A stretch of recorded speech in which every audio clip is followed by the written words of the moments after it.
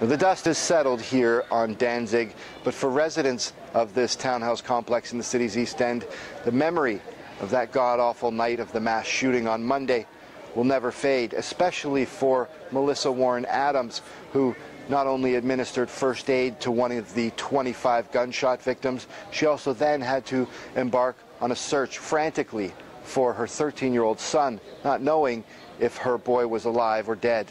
So when I came out to look for him, I just saw people dropping, and then I knew he was down towards the party, so I walked down and I'm asking my neighbors if they saw Bluey, and they're like, Bluey, I don't even know where my kids are. And yeah, and it was really scary, so we were all screaming our kids' names, looking for our kids. So it was back here in this area behind the townhouses that the party took place Monday, starting with a kids' barbecue and then growing into a gathering for upwards of 200 adults. Now, the rumor amongst residents here is that when the shots rang out, one of the people involved, a young man, was struck, fell to the ground, and then pulled out a gun of his own and opened fire, returning shots into the crowd. And that may explain why so many people were hit, so many innocent bystanders, many of them shot in the legs. Now, residents here say they're well aware that there are thugs who hang out in their neighborhood.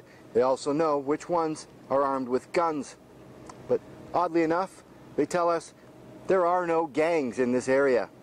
Well, if you look out here just steps away from where the shots were fired, 2 people were killed, you'll see it says no bloods in the sidewalk here. Right here, payback, Crips. And just over there a few steps away, Crips for life.